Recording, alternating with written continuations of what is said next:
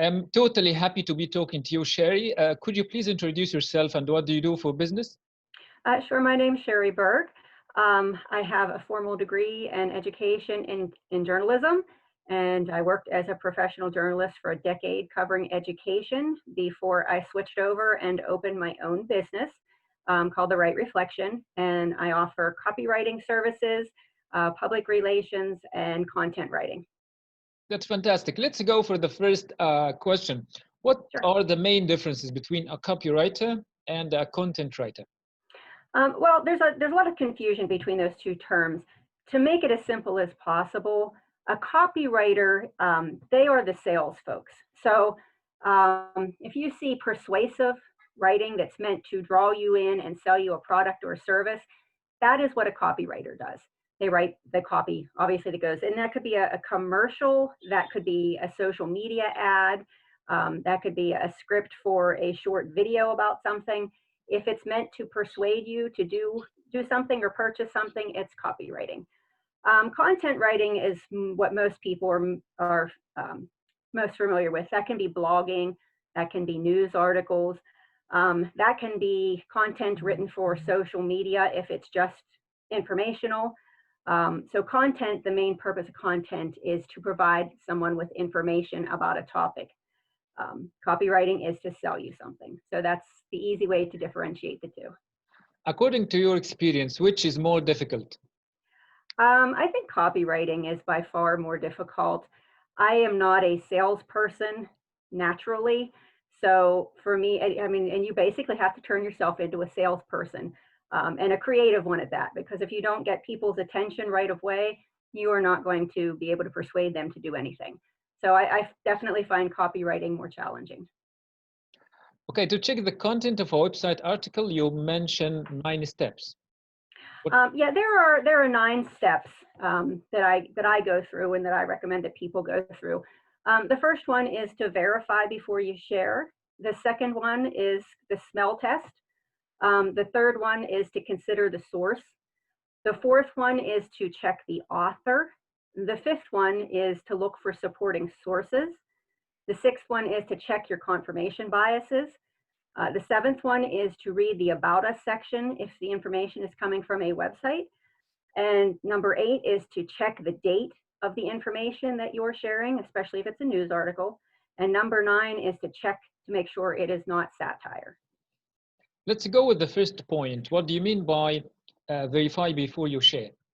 Well, something that I learned in journalism school was that it's best to seek out 3 pieces of supporting evidence. And by evidence, you know, we don't mean someone else's blog somewhere where they're stating their opinion. We mean studies, verifiable facts from experts. So if you can verify the information that you're seeing by 3 independent sources, then you know that it's most likely legitimate information that's safe to share. Let's go to the next step. What is the smell test? The smell test is another one that we all learn in journalism school. It's very handy. Anybody can use it. And it does actually stand for something. They don't just call it smell because you're, you know, as a reporter, you sniff out the news, but each one of those does stand for something. The S is sources, which we just kind of talked about that a little bit. Who is the source of the information that you're looking at? So check out that first. The M is motivation. What is the motivation behind the information that they're supplying to you? E is for evidence. Is there legitimate evidence to back up the claims, which is kind of goes back to that number 1 a little bit too, where you verify before you share. L is for logic. Are the facts that they're providing, do they add up to the appropriate conclusion? So look at the logic behind what they're presenting. And then the other L stands for left out. What kind of information are they leaving out that might sway that conclusion that they provided? Is there another side to the story? So double check to see what they might be eliminating to kind of make the evidence support what they want it to, rather than what it might actually support. So that's what we mean by the smell test. That's a very professional test, but like for the normal person, for the layman person, how can they get the enough knowledge to be able to apply this test? Well, I think one of the most important things is just to understand that just because it's on the internet doesn't make it true. And this is particularly important for social media. We've all seen it where someone sees a meme. Someone has created a meme that just has a blanket statement on it, and it may support a political view.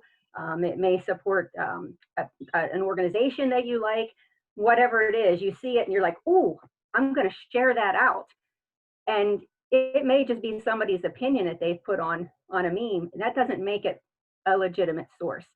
So whether you're a trained journalist like I am, or you're just the average Joe sitting in front of your computer, you can do a little bit of checking to find out, is this meme right? If it's talking about, for instance, if it's talking about this happened today in government, well, that's easy enough to go back and Google. And can you find other news articles saying that that's actually true? Was it an action that happened? And yes, it means you have to do a little bit more work.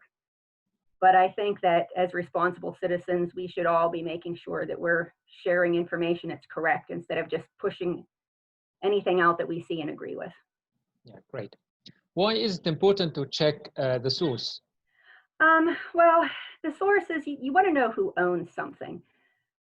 Because once you know who owns a source that you're looking at online, particularly websites and even media outlets, once you know who owns that, then you can determine, are they a biased source, or are they providing you with equal representation of both sides? And a great way to do that is to go check the, it's called the Who Is registry.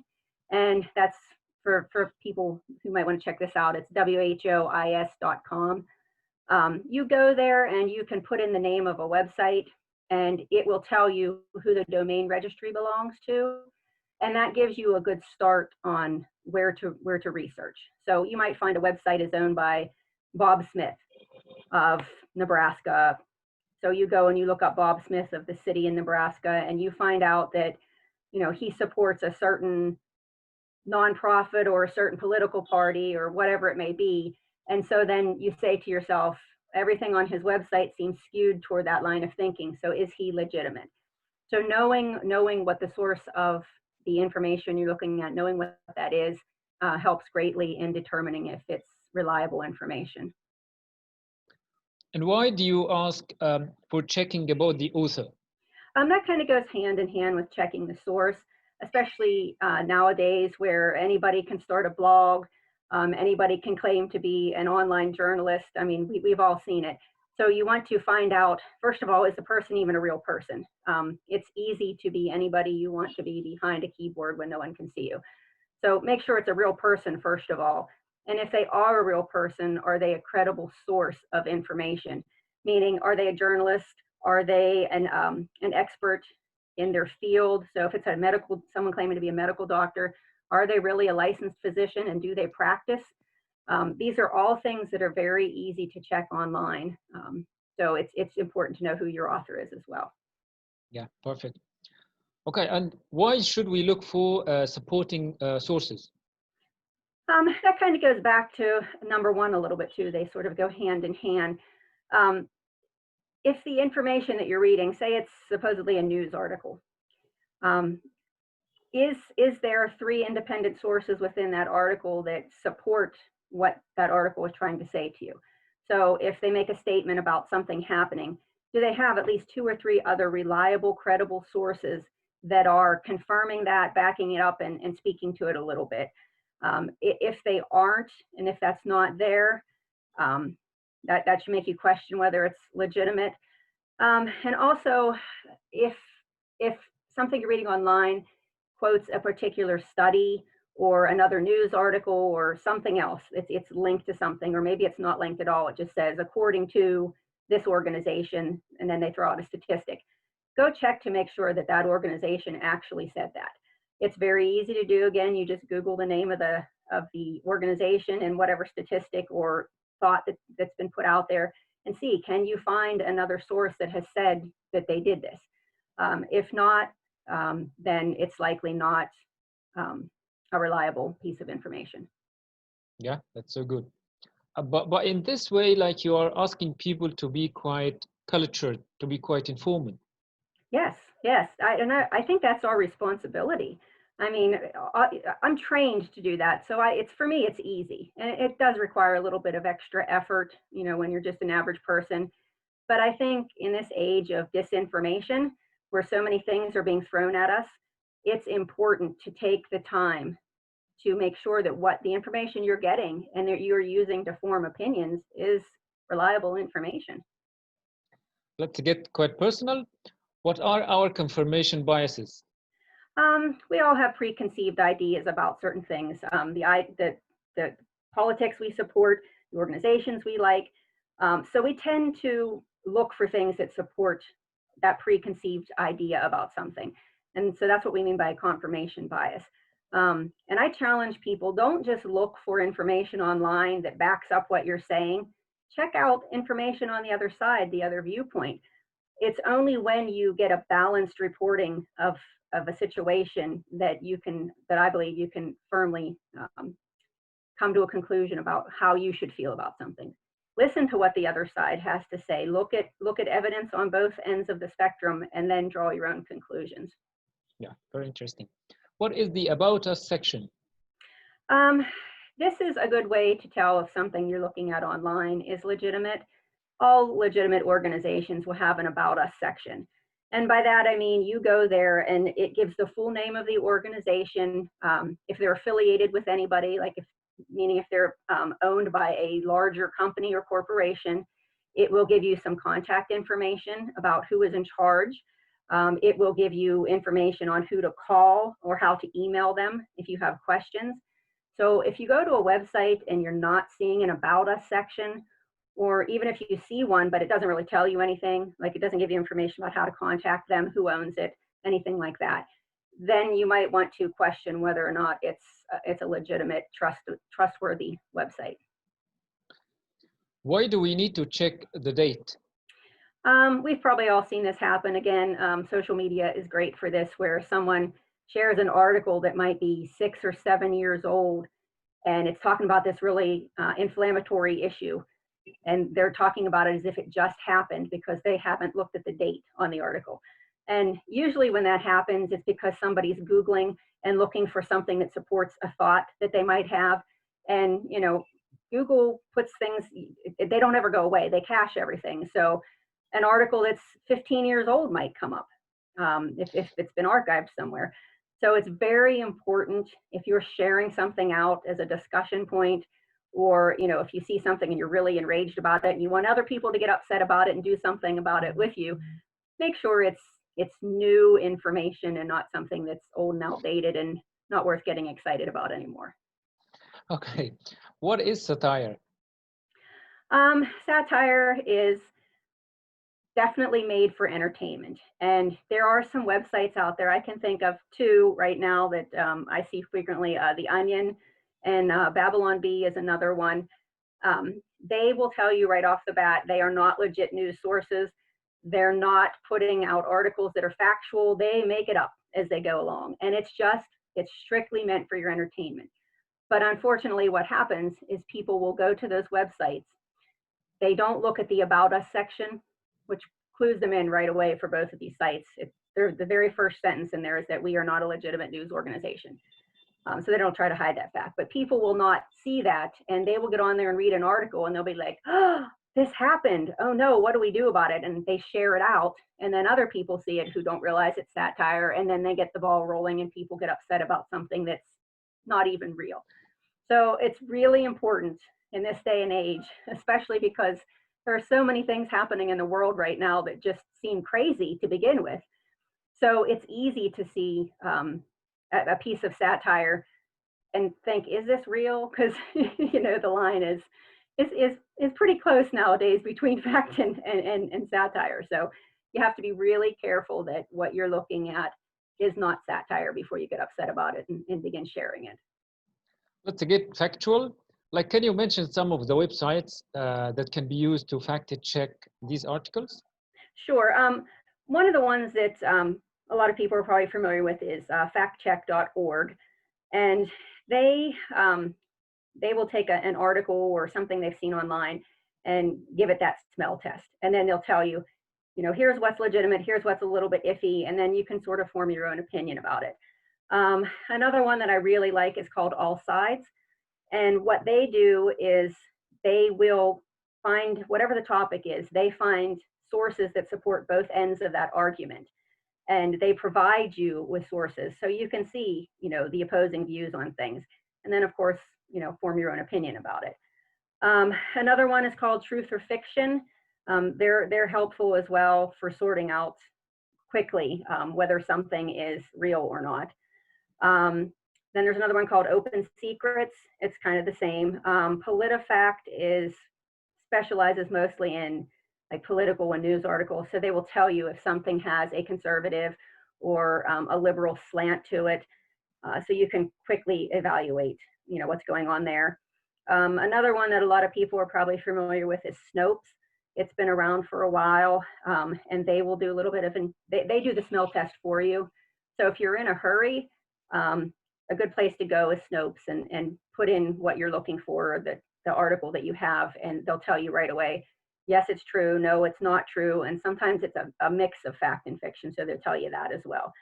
ProPublica is another resource where you can go and they will evaluate something for you and tell you if it has any kind of slants or biases. And the last one that I like is called the Sunlight Foundation, and they do the same thing. They will find you the facts behind things and let you know pretty quickly if something is legitimate or if it's not quite past that smell test. Yeah, fantastic. Okay, let's speak about writing. How can we improve our writing style? Well, I say this all the time, but that old adage of practice makes perfect. It's true. And especially when it comes to writing, some people are what they like to call born writers. You just have a knack for it, but that doesn't mean that you still can't improve your writing. So what I used to do when early on in my career, when I especially was learning how to write in a journalism style, was I used to read stories or watch a documentary, sometimes even just sit down and watch a TV show, a talk show, and then I would write like a synopsis of it. And that way I got practice forming my thoughts, having a thesis, having supporting facts, and having a solid conclusion. So, I recommend doing that if you're someone who, reads the newspaper every day, or you have a magazine you like to read or a show you like to watch.